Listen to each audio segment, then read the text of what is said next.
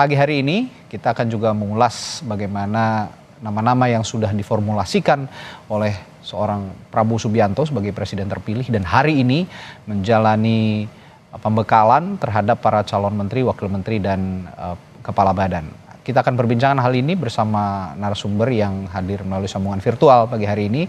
Ada Wakil Sekretaris Jenderal Partai Golkar, Putri Komarudin, dan analis politik dari Badan Riset dan Inovasi Nasional BRIN, Siti Zuhro. Selamat pagi, Ibu-ibu. Selamat pagi, Mas Adi. Oke. Selamat pagi, Assalamualaikum. Waalaikumsalam warahmatullahi wabarakatuh. Ini pagi hari ini sangat hektik gitu ya, sangat sibuk. Pagi-pagi sudah banyak yang datang ke rumahnya Pak Prabowo nih, Putri nggak ikut ke sana, Put? Kita fokus di DPR RI aja. Oke, fokus di DPR. Tadi kan kita sudah lihat ya nama-nama yang sudah kemarin dipanggil juga ke Kertanegara juga langsung hadir hari ini untuk menjalani pembekalan. Ini sebenarnya kalau dari Partai Golkar sudah punya informasi, apa maksud Pak Prabowo memanggil kemarin ke Kertanegara kalau itu untuk persiapan pelantikan sepertinya. Kalau hari ini ada pembekalan, ini sepertinya apa yang sedang dipersiapkan oleh Pak Prabowo sih sebenarnya, Put? Ya, di awal tentu kami ingin mengapresiasi terlebih dahulu ya sebesar-besarnya karena Pak Prabowo sudah mengajak kader kami kemarin sudah ada 11 orang yang dipanggil ke Kartanegara dan diminta untuk membantu di kabinet beliau. Jadi seperti yang kita simak sejak kemarin memang beberapa nama diantaranya adalah tokoh-tokoh yang sekarang sudah menjabat sebagai menteri di kabinetnya Bapak Presiden Jokowi seperti Ketua Umum kami Bang Bahlil ataupun Pak Erlangga. Tapi juga ada wajah-wajah baru misalnya yang terutama adalah rekan-rekan seperjuangan saya sesama kader perempuan Partai Golkar yang kemarin sudah dipanggil. Ada senior saya Mbak Mutia, ada juga Mbak Roro dan juga Mbak Kristina. Jadi ketika mereka dipanggil kemarin memang tentu posisinya sudah sangat siap untuk diberikan amanah ataupun kepercayaan misalnya oleh Pak Prabowo untuk membantu di kabinetnya. Tapi seperti yang disampaikan oleh beliau juga pada saat press conference setelah dipanggil, beliau belum bisa mengutarakan pos apa yang dipercayakan karena memang posisinya kemarin baru pertemuan atau diskusi pertama dengan Pak Prabowo oleh para kandidat-kandidat yang dipanggil ke Kertanegara. Jadi kalau kami melihatnya justru dari perspektif perempuan yang telah dipanggil kemarin dan bagaimana akhirnya Mas Radi ada perempuan dari Partai Golkar yang bisa terlibat di dalam kabinet karena seperti yang kita lihat di kabinet Bapak Presiden Jokowi kemarin kan kader Partai Golkar walaupun memang yang paling berkapasitas dan mumpuni tentunya tapi tidak ada unsur perempuan sama sekali. Jadi kita di sini juga mengapresiasi afirmasi dari Bapak Presiden Prabowo, Mas Gibran dan tentu Ketua Umum kami Bang Bahlil yang juga telah mendorong kader-kader perempuannya untuk bisa berkiprah dan juga turut membangun melalui pemerintahannya Bapak Prabowo dan Mas Gibran. Ya, ini serikandi-serikandi Partai Golkar yang luar biasa bisa masuk berpartisipasi membangun Indonesia gitu ya. Kira-kira nanti yang akan terlihat wajah-wajahnya seperti Mbak Kristina Aryani, lalu Mbak Mutia Hafidz, lalu Mbak Roro juga. Ini saya tanyakan ke Mbak Wiwi ini, Mbak Wiwi kalau ngelihat banyaknya kader perempuan yang saat ini sejauh ini sudah dipanggil gitu ya ke Kertanegara dan sepertinya akan dilantik menjadi menteri dan wakil menteri. Ini representasi perempuan di eksekutif terutama di kabinet sudah ideal, Mbak Wiwi melihatnya? Kalau ideal belum ya, tapi lumayan ini ya lega sedikit. Di depanku Mbak Putri ini Serikandi muda ini. Tinggal menunggu waktu. Jadi calon-calon dari Golkar ya, ini baik untuk mungkin menteri ya, ada menterinya juga ya, calon menteri juga itu menurut saya bagus ya, kayak Mbak Mutia sudah teruji lah bagaimana asertifnya, kepemimpinannya, tidak sekedar anggota dewan yang berperan biasa gitu, tapi ketua komisi 1 gitu ya, tentu malang melintang dengan sangat bagus ya kinerjanya, achievementnya. Juga seniornya Mbak Putri tadi itu, Mbak siapa? Christina ya, sama Mbak Roro ya, itu menurut saya bagus sekali. Sekali Golkar direkrut ini lebih dari 3 kalau nggak salah ya. Banyak juga gini perempuannya. Tentu saya lega karena di hari pertama itu tercatat baru 4 kalau nggak salah ya gitu, 4 apa 6 gitu, kok sedikit sekali. Sementara yang akan direkrut itu puluhan kan gitu ya. Tentu tidak imbang, tidak balance secara kuantitas, memang belum imbang, belum balance ya. Dalam arti ya kalau diambil kuota standar aja 30% belum juga gitu, belum gitu. Maka tapi ini sudah melegakan ya, tentunya masih diperlukan waktu untuk perempuan berkompetisi dan lebih mempromosikan diri dan lebih mengedepankan gitu ya apa yang sudah menjadi achievementnya, supaya publik luas dan juga siapa yang akan menentukan ingin mempromosikan itu juga sadar bahwa kita perempuan juga memiliki kualitas, punya semacam kapasitas untuk memimpin, karena di eksekutif itu yang dimintakan tidak sekedar pandai cakap-cakap tapi juga mengeksekusi. Lah ini apakah mampu menerjemahkan semua peraturan yang sudah menjadi katakan acuannya itu diimplementasikan, dieksekusi dan sebesar-besarnya untuk kepentingan masyarakat. Meskipun perempuan bukan berarti lalu kebijakannya hanya ansih fokus pada perempuan, tidak seperti itu juga gitu. Jadi ini agak melegakan ya. Ini mudah-mudahan Mbak Putri sesegera mungkin juga direkrut atas nama milenial gitu ya. Oke.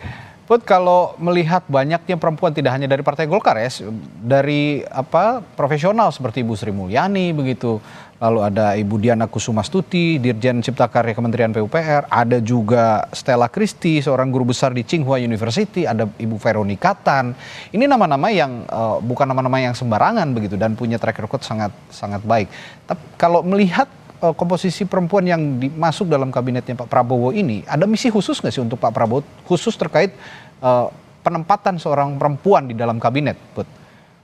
Ya, sebenarnya kalau kita lihat dari daftar panjang perempuan yang telah dipanggil, sebenarnya memang kita bisa melihat bahwa Pak Prabowo sangat ingin mengakomodir seluruh elemen masyarakat gitu. Jadi tidak hanya dari partai politik, tapi juga beliau memanggil kembali misalnya mitra saya di Komisi 11, Bu Sri Mulyani, yang mungkin akan dipercaya kembali untuk bidang keuangan misalnya. Terus kemarin ada juga profesor dari Tsinghua University yang kita tahu juga kapasitasnya bukan kaleng-kaleng. Betul. Jadi bisa dilihat di sini dengan ambisi beliau untuk merealisasikan seluruh targetnya, pertumbuhan ekonomi 8%, penerimaan negara yang semakin meningkat, dan tentu optimalisasi dari seluruh program-program pemerintah yang nanti akan berjalan seperti misalnya makan bergizi gratis dan lain-lainnya. Beliau pasti membutuhkan bantuan dari berbagai pihak, dari mulai akademisi. Prof. Wiwi sebenarnya juga sangat pantas untuk membantu beliau dalam kabinetnya, terus juga dukungan dari partai politik yang tentunya juga sudah sangat solid membantu beliau kemarin bersama Mas Gibran selama masa kampanye, dan tentu berbagai elemen masyarakat lainnya yang telah dilibatkan. Jadi di sini kita bisa melihat bahwa dengan kondisi yang serba ketidakpastian sekarang, Pak Prabowo telah menyiapkan dan mungkin telah memantau para tokoh-tokoh ini sepanjang kemarin mungkin 5 tahun ataupun 10 tahun selama beliau mempersiapkan diri menjadi presiden, untuk bisa langsung memplot siapa-siapa saja yang dipercaya dan akhirnya nanti bisa bertugas secara tepat dan lugas ketika kabinet Pak Prabowo dan Mas Gibran nanti akan berjalan dari mulai tanggal 20 ini. Jadi ya kita sangat semangat ya Mas Radi melihat komposisinya, dan tentu tidak sabar juga untuk melihat kiprah-kiprah para perempuan-perempuan hebat nanti di kabinetnya Pak Prabowo dan juga Mas Gibran. Nah, itu technical skill yang diandalkan oleh Pak Prabowo dari seorang perempuan di kabinet.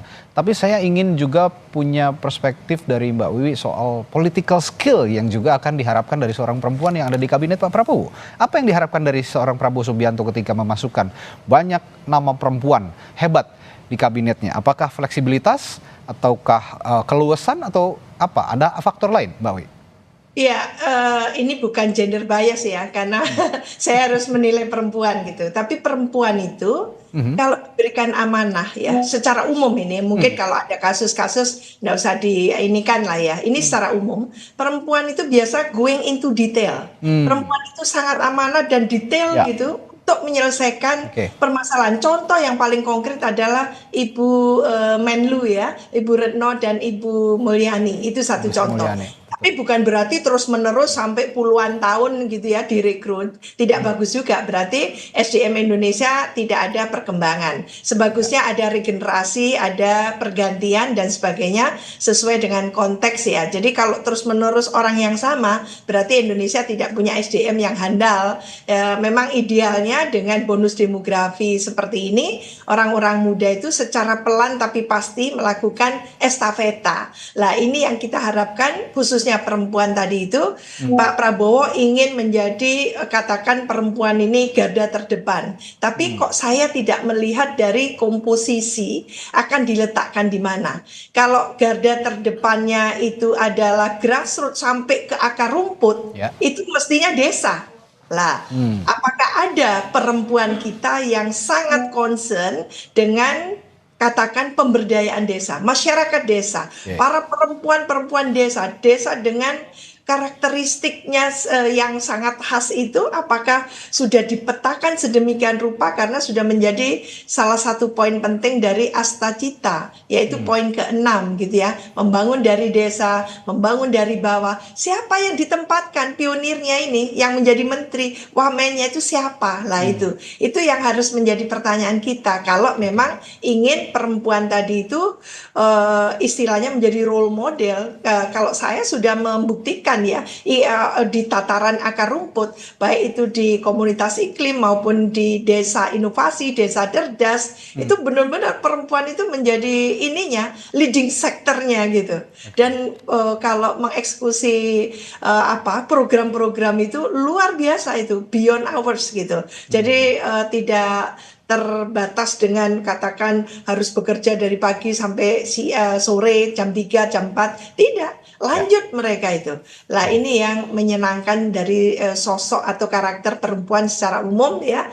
Dan saya sebut positif gitu. Kalau Pak Prabowo mungkin menambah jumlah perempuan, tidak sekedar berhenti di hitungan, mungkin sekarang ini jumlahnya sekitar 12 ya. 12 apa 11, 12, 13 mungkin itu. Jadi memang harus signifikan gitu jumlahnya, karena perempuan dengan laki-laki secara demografi kita gitu, jumlah penduduk itu selisihnya sangat amat tipis, 4951 kalau nggak salah ya, 49%, 51 mungkin 0, gitu selisih. Jadi artinya memang representasi perempuan baik di legislatif, di eksekutif maupun di yudikatif itu harusnya balance. Ini masih senjang sebetulnya, khususnya di eksekutif Mas Radi. Itu memang perempuan tidak banyak yang diletakkan di pos-pos kunci yang strategis. Biasanya seperti itu, kita sampai tahun 2024 ini menunjukkan hal seperti itu. Oke, tadi Mbak Uwi bicara soal regenerasi, saya tanyakan juga ke Putri, di Golkar gimana regenerasi sejauh ini?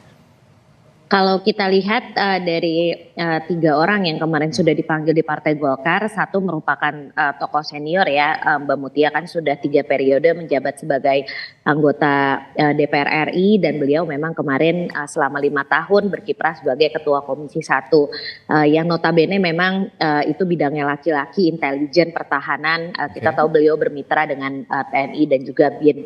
Jadi di sini merupakan hal yang juga sangat strategis apabila Pak Prabowo akhirnya mempercayakan beliau sesuai dengan bidangnya kemarin di Komisi 1 untuk hal-hal yang tadi Prof. Wiwi sebutkan bersifat sangat maskulin ataupun misalnya biasanya diisi oleh laki-laki gitu. Jadi ya kita berharap ini merupakan salah satu contoh bahwa dalam hal yang sentral dan juga merupakan topik yang sangat penting dalam pemerintahan pun akhirnya nanti perempuan diberikan kepercayaan. Dan kalau Mbak Roro dan Mbak Christina, kebetulan beliau berdua dilantik bersama saya di periode yang lalu sebagai anggota DPR, dan Mbak Roro dan Mbak Christina ini kan mempunyai fokus yang sangat berbeda gitu. Kemarin Mbak Christina berasal dari daerah pemilihan Jakarta 2 yang meliputi luar negeri juga. Beliau juga sangat concern terhadap perlindungan pekerja migran kita. dan selama beliau bertugas selama 5 tahun itu sudah banyak sekali tenaga kerja kita, terutama tenaga kerja perempuan yang diadvokasi oleh beliau dan juga diselamatkan dari problem-problem yang terjadi pada mereka di luar negeri. Kalau Mbak Roro seumuran dengan saya, beliau juga sangat fokus pada isu energi dan juga lingkungan hidup karena beliau bertugas di Komisi 7 dan juga di BKSAP, di Badan Kerjasama Antar Parlemen. Jadi kami sering berpergian bersama ke forum-forum internasional untuk menyuarakan terkait dengan kepentingan ekonomi dan juga keuangan dari Indonesia di berbagai forum. Jadi kalau regenerasi dari sisi senioritas di partai, kita sudah bisa melihat spektrumnya, dan dari segi umur juga ada yang paling muda seusia saya Mbak Roro sampai dengan yang lebih senior yaitu Mbak Kristina dan juga Mbak Mutia. Jadi regenerasi itu terjadi di partai kami sendiri dan tentu kami sangat mengapresiasi bahwa Pak Prabowo dan Mas Gibran melihat ini menjadi sebagai salah satu hal yang harus ditonjolkan juga dari kabinet beliau. Oke, Put, kalau tadi Anda sudah menjelaskan soal technical skill ya, saya juga harus tanyakan soal political skill seorang perempuan di kabinet Prabowo nanti. Nah, menurut Anda sebagai pribadi yang tumbuh sebagai politisi begitu di Partai Golkar, seberapa besar nantinya peran seorang perempuan ini di pemerintahan presiden terpilih Prabowo Subianto nantinya kalau menurut Anda? Iya. Kalau soal political skill tentu sebagai seorang anggota DPR ya yang sudah menjabat beberapa periode, kami kan dibiasakan untuk bisa berkomunikasi dengan baik dengan mitra-mitra termasuk juga kementerian, dan sebagai anggota DPR juga tentu tupoksi utama kami adalah untuk fungsi pengawasan legislasi dan anggaran. Jadi terkait dengan komunikasi kepada para birokrat untuk bagaimana program prioritas bisa berjalan, bagaimana mata anggarannya bisa kita rencanakan di tahun sebelumnya, atau bagaimana misalnya legislasi yang kita susun dan bahas bersama pemerintah di DPR itu sesuai dengan aspirasi masyarakat. Itu kan tentu membutuhkan skill-skill politik yang beliau bertiga ini sudah lalui selama menjadi anggota DPR. Apalagi saya sangat percaya bahwa kalau perempuan bisa terpilih dan juga berkontribusi lebih aktif di dunia politik, seperti berbagai riset telah ditunjukkan juga bahwa produktivitas suatu negara itu akan meningkat nantinya, karena seperti yang Prof. Wiwi tadi sampaikan, perempuan cenderung lebih teknis, lebih detail dalam membahas suatu permasalahan, dan juga sangat berkomitmen tinggi terhadap pekerjaannya apabila diberikan amanah. Jadi berbagai penelitian ini tentu insya Allah nanti akan kita lihat dari performanya para kader-kader perempuan dari Partai Golkar, dan tentu juga seluruh perempuan yang kemarin telah dipanggil oleh Pak Prabowo. Dan kita juga sangat berharap nantinya seluruh target-target perekonomian kita bisa tercapai, produk domestik bruto kita juga bisa meningkat, karena berdasarkan riset juga kalau misalnya perempuan dilibatkan lebih, PDB secara global kita bisa meningkat 20%. Jadi kalau secara global saja seperti itu, insya Allah di Indonesia nanti juga bisa benar-benar terrealisasi. Oke, saya tadi sempat bertanya sebelum jeda kepada narasumber saya pagi hari ini. Saya akan terlebih dahulu bertanya ke Mbak Wi, Ibu Siti Zuhro. Mbak Wi, kalau lihat 108 posturnya kan besar ya, gemuk begitu. Tapi kan diharapkan kalau gemuk itu kan susah bergerak ya, analoginya seperti itu, tapi diharapkan gemuk tapi lincah. Harapan itu bisa terwujud nggak kira-kira dengan postur yang besar ini, 108 calon menteri, wakil menteri dan kepala badan yang sudah dipanggil, Mbak Wi? Ya, Mbak Wi, audionya sepertinya belum terbuka. Oke, baik. Ya baik, silakan Mbak Wi. Lembaga kementerian yang dimekarkan seperti ini bukan tanpa resiko, Mas Radi. Jadi ini harus memetakan secara precise ya, secara akurat. Akurat ya. Ini negara unik arsipelago, kepulauan gitu ya.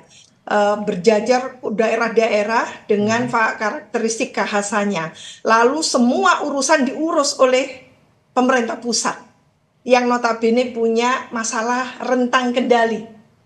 Ini karena penelitian saya daerah perbatasan sejak tahun 2020 sampai kemarin launching buku ya tentang daerah perbatasan. Kita merasakan betapa daerah-daerah yang dikelola langsung gitu ya, program-program pembangunannya oleh kementerian lembaga terkait gitu, maka ketergantungannya itu sangat amat besar. Padahal gitu ya, prospek ke depan untuk Indonesia Emas mau tidak mau, mulai sekarang meskipun agak terlambat, daerah ini harus mandiri. Daerah ini harus mampu mengelola gitu ya semua aset dan apa yang sudah diserahkan urusan yang menjadi kewenangan tadi itu dilakukan secara proper. Lah kalau sekarang kementerian lembaga digemukkan, dibentuk yang baru-baru lagi, badan, institusi apapun yang ada dimekarkan, yang mungkin di merger dan sebagainya, itu bagaimana nanti prakteknya ke bawah kan gitu ya. Lah ini yang menjadi pemikiran kita, dan tentunya untuk orkestrasi ini ibarat apa pagelaran simfoni itu jangan sampai muncul nada sumbang. Nah, ini dipertaruhkan gitu ya, leadership atau pemimpin dan kepemimpinannya Pak Prabowo itu betul-betul mampu meramu variatifnya keragaman latar belakang dari semua gitu para pembantunya gitu, menteri-menteri ini untuk mengikuti idealisme Pak Prabowo, untuk mengikuti cara visionernya Pak Prabowo gitu ya, untuk membangun negara bangsa ini yang tidak hanya para pembantu cinta pada dirinya tapi cinta sepenuh hati dengan NKRI kan gitu. Ini masalahnya Pak Prabowo mau lari agak kencang, memerankan diri Indonesia ini di lingkungan ASEAN, lingkungan Asia Pasifik, lingkungan global internasional. Nah tentu domestiknya ini harus keren dulu kan gitu ya, supaya tampilan kita itu tidak carut marut kan gitu lah. Ini yang saat ini dalam tempo yang mungkin tidak terlalu lama, tidak hanya 100 hari, mungkin 1 semester pertama, 6 bulan pertama, dipastikan take off-nya itu jelas gitu ya. Jangan baru mau take off terjadi bongkar pasang kabinet lagi kan gitu. Karena ternyata meleset dan sebagainya. Maka pembekalan saat ini itu mungkin dalam satu tarikan nafas untuk meyakinkan, memastikan, membekali gitu ya, bahwa ke depan semua tugas tanggung jawab dan fungsi dari para menteri, wakil menteri, kepala badan dan sebagainya tadi itu tidak ringan. Maka mereka sudah dipastikan jangan coba-coba, uji coba, trial and error, kelihatannya mumpuni tapi ternyata tidak tahu bagaimana memimpin birokrasi. Ini birokrasi, Mas. Jangan dianggap seorang yang berhasil memimpin seperti Gojek gitu ya. Kementerian Pendidikan ini saya harus straightforward aja. Penilaian dari berbagai kalangan nilainya adalah merah, rapot merah untuk Kemendikbud. Itu satu contoh. Nah, ini jangan diulang lagi. Jangan diulang lagi. Baik, ini pembekalan hari ini itu ibarat persiapan seorang maestro besar musisi begitu ya, musisi maestro besar yang akan konser, yang akan membuka pagelaran besarnya begitu, sehingga harus ada rehearse bagi para anggota musiknya begitu ya. Ada yang membawa alat musik ini dan itu begitu. Ada 108. Kalau tadi Mbak Uwi menganalogikan jangan sampai konser besar ini, seorang musisi besar ini ada nada sumbang dalam 5 tahun ke depan. Ini tentu saja tidak mudah mengorkestrasi 108 orang ini dengan berbagai karakter. Karakternya juga di breakdown lagi. Karakter partai politiknya, karakter individunya ini tidak gampang itu. Saya tanya ke Putri, kalau dengan berbagai karakter individu dan juga partai politik yang beragam, 108 itu kan bukan jumlah yang sedikit. Kalau menjaga agar tidak ada nada sumbang 5 tahun ke depan, dari Golkar saja dulu. Ini karakternya sudah bisa kita lihat begitu. Kalau komunikasi antar partai juga bagaimana untuk menjaga agar tidak ada nada sumbang begitu, Put?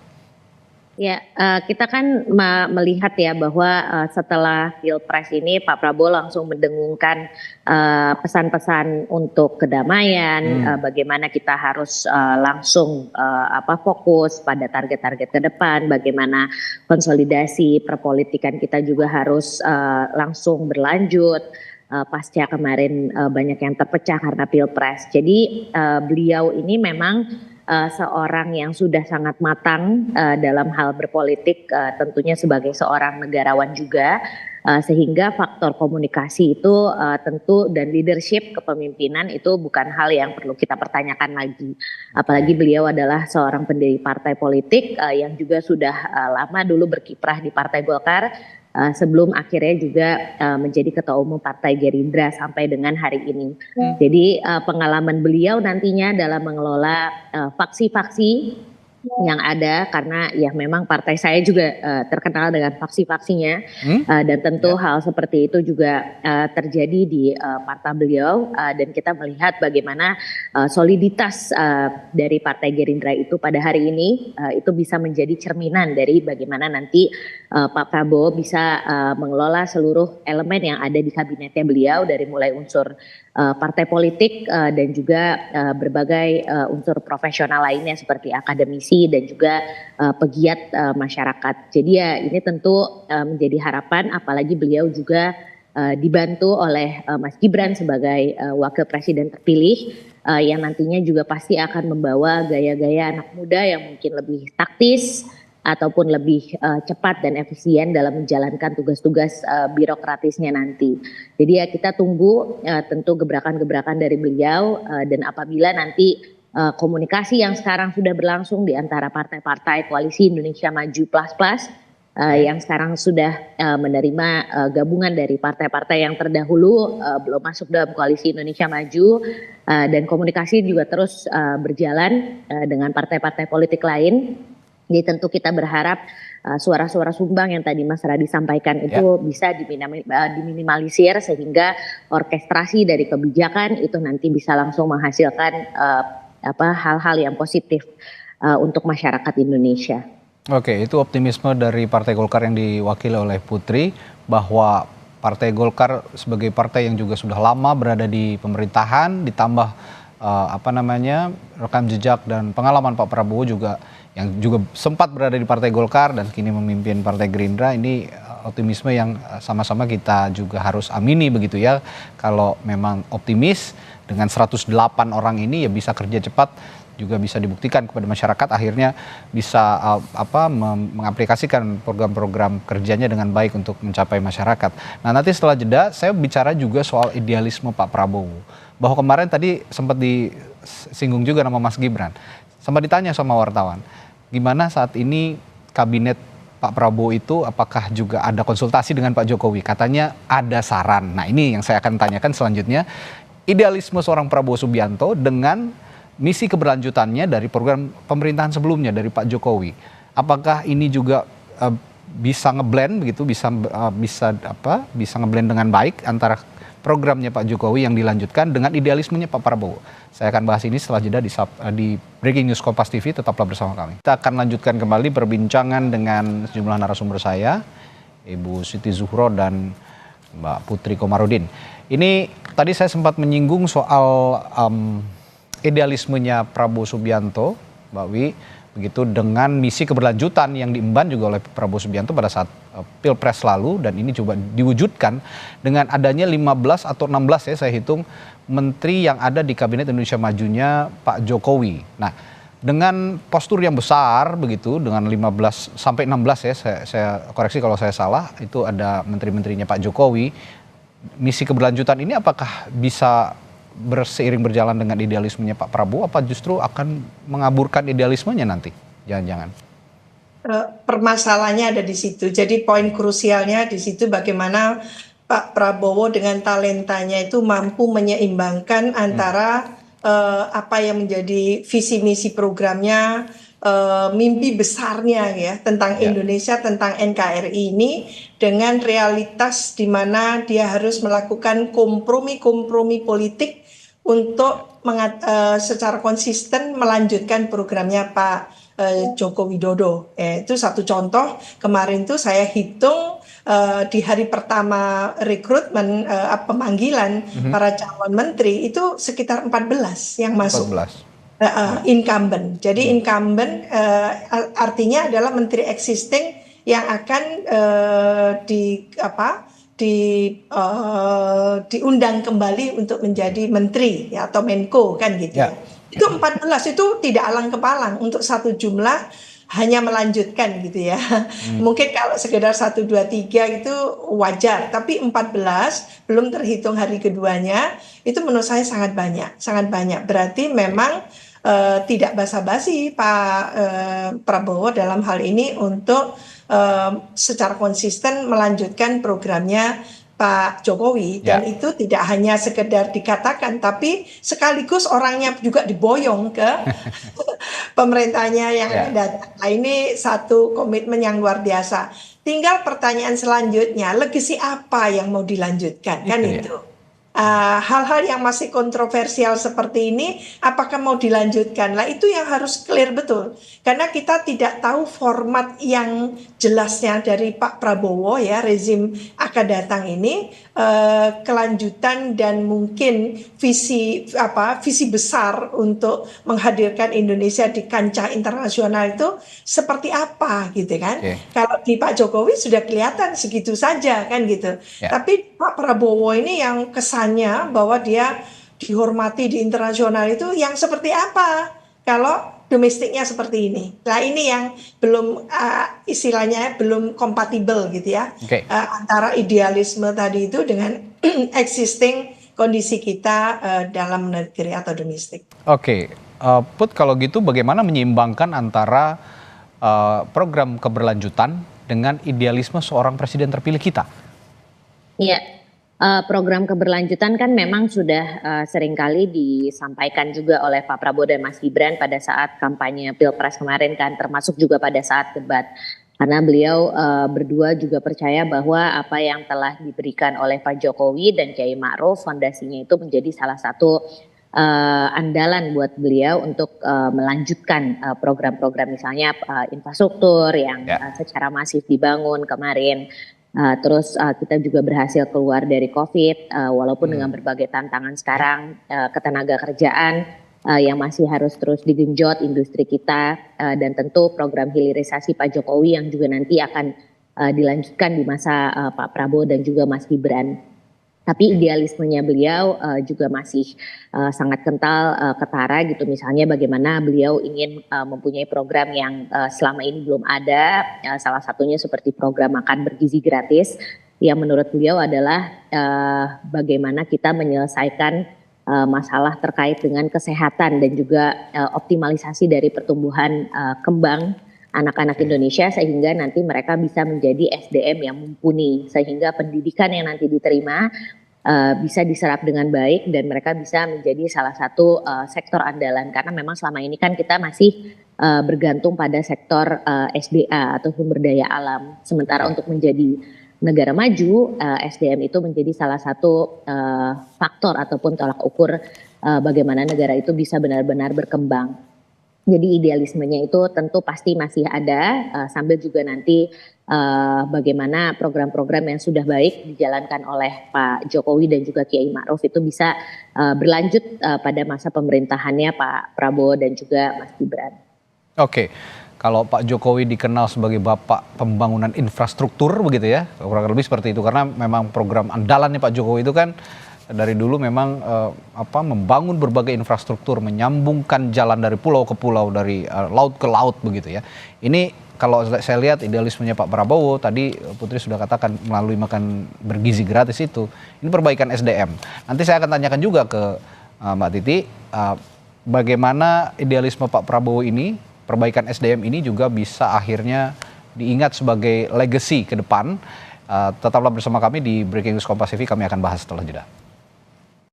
Kita lanjutkan perbincangan dan salah satu narasumber saya kayaknya akan ada agenda lain, Putri. Jadi saya akan langsung bertanya sedikit ke Putri ini. Kalau tadi saya sempat singgung, Anda mengatakan bahwa Pak Prabowo itu idealismenya adalah perbaikan SDM melalui program makan bergizi gratis gitu lah. Kemudian apakah ini nantinya kalau Putri memandang ke depan secara visioner gitu, akan menjadi legacy yang diingat oleh masyarakat kita, oleh rakyat Indonesia? Iya. Tentu akan menjadi sangat penting terutama dalam menekan angka kematian ibu dan anak tentunya yang masih tinggi pada saat ini di Indonesia, dan juga angka stunting kita yang banyak juga menghambat pertumbuhan ekonomi terutama di daerah terpelosok dan tertinggal kita sekarang. Okay. Jadi memang untuk pemerataan pembangunan, selain pembangunan infrastruktur yang sudah dibangun oleh Pak Jokowi sedemikian rupa selama 10 tahun, kita juga sangat penting untuk mengejar ketertinggalan kita pada pembangunan SDM. Kalau kita lihat negara-negara tetangga kita yang sudah maju, misalnya seperti Singapura dan Malaysia, mereka punya sistem pendidikan yang sangat baik, dan tentu paling penting adalah kontrol dari gizi yang diserap oleh anak-anaknya. Jadi itulah yang berusaha untuk direalisasi di masa pemerintahan Pak Prabowo dan Mas Gibran. Dan saya yakin sekali bahwa ini akan menjadi legacy yang sangat baik untuk dilanjutkan oleh pemerintahan yang akan datang. Oke. Terima kasih Putri Komarudin, Wasekjen Partai Golkar, sudah bergabung di Breaking News Kompas TV. Nanti kita akan undang-undang lagi, kita berbincang-bincang lagi, masih panjang perjalanannya Pak Prabowo 5 tahun ke depan, jadi saya akan terus berbincang-bincang lagi sama Putri ke depan. Terima kasih ya Put. Terima kasih Prof. Wiwi, Mas Radi. Assalamualaikum. Waalaikumsalam warahmatullahi wabarakatuh. Dan saya akan lanjutkan dengan Ibu Siti Zuhro. Mbak Wi, kalau tadi bicara soal perbaikan SDM, kalau kata Putri tadi, ini jadi sepertinya akan jadi legacy yang diingat begitu oleh masyarakat, ya seperti halnya kita mengingat legasinya Pak Jokowi dengan infrastrukturnya. Tapi saya juga teringat dengan programnya Pak Jokowi di era awal beliau memimpin begitu. Ada program revolusi mental namanya. Ini juga kan sebenarnya menitik beratkan kepada SDM gitu ya. Dan ada lagi sekarang perbaikan SDM melalui gizi begitu, karena ada makanan bergizi gratis. Anda melihat hal-hal semacam ini bisa mengubah apa ya sumber daya manusia kita ke arah yang lebih baik? Pertanyaannya akankah itu mengubah secara signifikan ya? Itu dia. Dan mampu menciptakan SDM unggul, kan itu sebenarnya. Lah kalau tadi contohnya Pak Joko Widodo di era pertamanya melalui program 9 program Nawacita plus revolusi mental, ternyata kan mental tidak bisa dilanjutkan gitu ya. Di periode kedua sama sekali tidak mendengar lagi kita tentang revolusi mental itu. Maka digantikan dengan 5 unggulan, program unggulan yang tentu itu hanya mencakup infrastruktur, investasi, lalu reformasi birokrasi nasional, APBN yang efektif, lalu kalau tidak salah juga menarik investor kan gitu ya.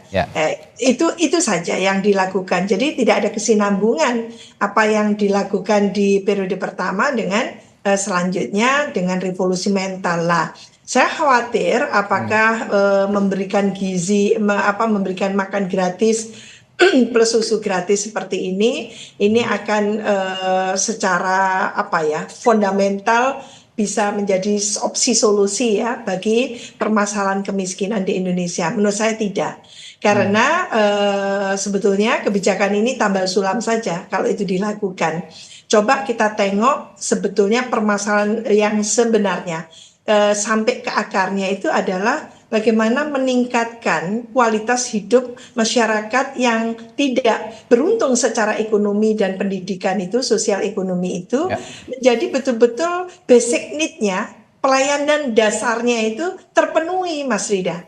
Nah itu yang penting sebetulnya. Jadi basic need-nya, pelayanan dasarnya itu terpenuhi. Jadi kalau dia perlu pendidikan, dia juga ada bantuan dari pemerintah, tidak sekedar kamuflase, kartu pinter, kartu cerdas gitu ya, lalu juga healthcare gitu ya, kesehatan melalui BPJS dan sebagainya, itu dipetakan dengan sangat rapi, jangan tambal sulam.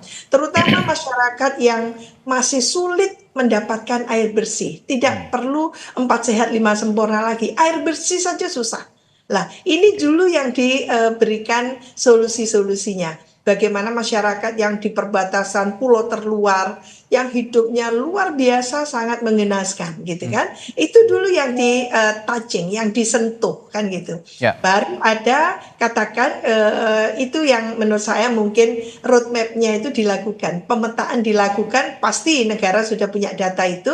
Tinggal bagaimana membuat tahapan-tahapan yang sangat terukur, sehingga katakan mungkin 100 hari pertama identifikasi dan melakukan prioritas, jadi penekanan terhadap program-program unggulan tertentu yang langsung bisa dilihat kan gitu.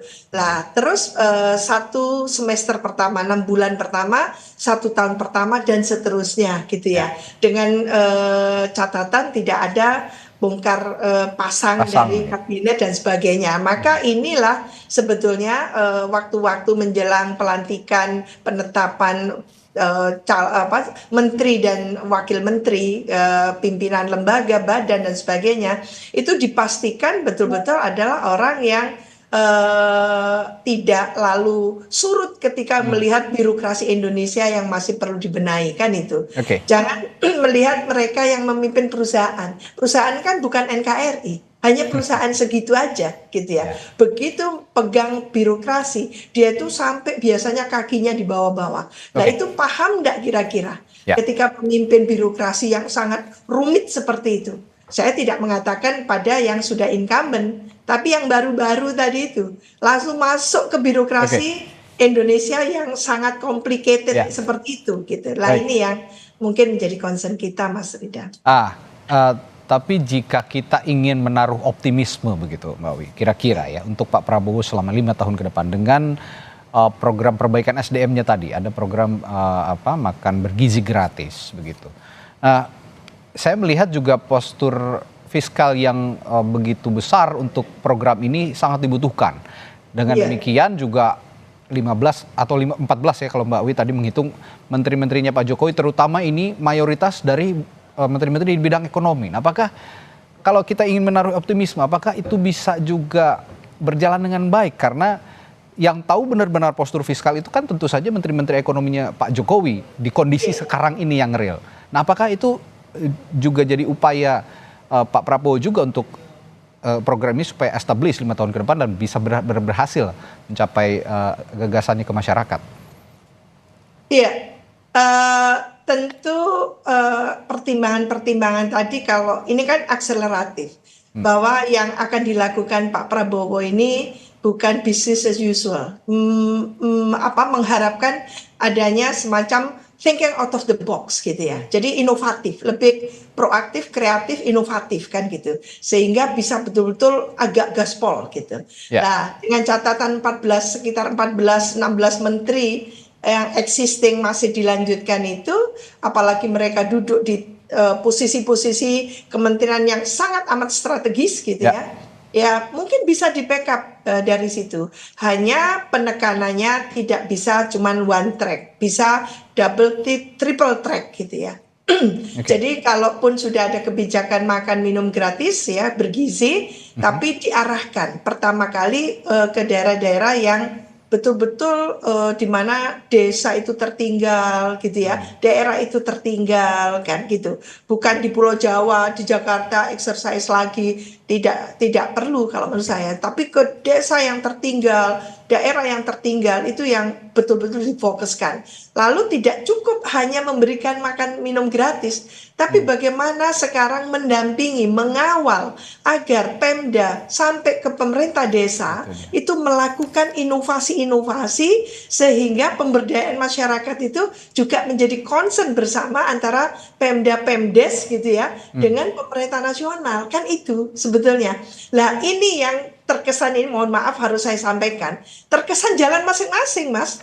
Jadi pemerintah nasional ngapain, provinsi ngapain, kabupaten kota ngapain, desa ngapain, kan gitu. Itu tidak boleh, harus menjadi satu kesatuan yang kontinem. Karena apa? Kita mau terbang bersama menjadi penyongsong Indonesia Emas. Resikonya apa? Maka dibuat satu pembangunan yang integrated, kolaboratif, and integrated tadi itu. Birokrasi harus dikelola gitu secara adaptif, agile gitu ya, di mana pemimpin birokrasi, jadi pimpinan tertinggi dari birokrasi tadi itu, kalau entah itu kementerian atau lembaga gitu ya, ini diharapkan betul-betul memahami itu gitu. Jadi ini tidak sedang memimpin perusahaan, tapi memimpin birokrasi Indonesia gitu. Itu yang kita harapkan, dan selalu soalnya kita itu akhirnya kecele gitu ya. Orang yang dianggap hebat di luar karena cuman perusahaan kecil dan sebagainya dibawa ke satu birokrasi, mereka keluh kesah dan berat gitu ya, melihat bagaimana ini mau dilakukan inovasi, dilakukan satu kebijakan yang melompat atau out of the box seperti itu. Lah ini yang mulai istilahnya itu ditantang lah oleh Pak Prabowo kepada para pembantunya, itu ditanyakan dan sebagainya, dan lalu dipresentasikan. Bagaimana gambaran besarnya, makronya, memahami Indonesia ketika mereka nanti akan memimpin birokrasi di Indonesia ini. Itu menurut saya lebih bagus. Jadi mungkin Pak Prabowo lebih antisipatif dalam hal ini, secara mental mereka dipersiapkan, secara fisik, secara mental, secara manajerial gitu ya. Jadi harus punya manajerial yang bagus gitu ya. Karena eksekutif harus mengeksekusi kan itu. Termasuk juga men-challenge mereka, mampu nggak mengorkestrasi Pemda-Pemda ini gitu yang tadi dikatakan Mbak Wiwi, karena ya kalau betul jalan sendiri-sendiri ya bahaya juga. Pak Prabowo saja sudah punya postur yang besar, ditambah harus mengordinasikan Pemda-Pemda, Pemprov-Pemprov gitu ya di berbagai daerah. Otonomi daerah memang satu hal yang baik. Ini ya perlu diapresiasi. Harus ada secara mikro yang mengurusi daerah itu masing-masing. Tapi jika bekerja sendiri-sendiri juga tidak baik juga. Nah, ini bagaimana juga cara-cara yang dilakukan Pak Prabowo nantinya untuk bisa mengorkestrasi Pemda-Pemda ini. Kalau Pak Jokowi kan dulu rajin mengumpulkan kepala-kepala daerah begitu ya, periodik begitu. Secara periodik 1 bulan sekali, 2 bulan sekali dipanggil ke istana untuk berkumpul. Apakah cara-cara ini juga masih tetap efektif untuk menjaga keberlanjutan program, termasuk juga mengorkestrasi kepentingan-kepentingan yang juga ada di daerah? Nanti akan saya tanyakan ke Mbak Siti Zuhro, Mbak Wiwi, tapi setelah jeda di Breaking News Kompas TV, tetaplah bersama kami. Kembali di Breaking News Kompas TV, sambil menunggu proses pembekalan, apa hasilnya terhadap para calon menteri dan wakil menteri serta kepala badan yang sedang berlangsung di Hambalang, kediaman Presiden terpilih Prabowo Subianto. Kita lanjutkan perbincangan bersama analis politik dari Badan Riset dan Inovasi Nasional BRIN, Siti Zuhro. Mbak Wi, kalau tadi saya tanyakan soal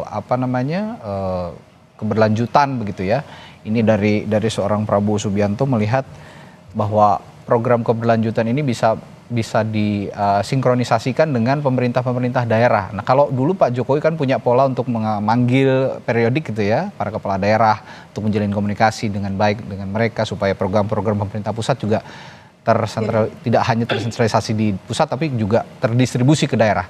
Pola yang sama ini apakah masih efektif jika nanti dilakukan oleh Pak Prabowo?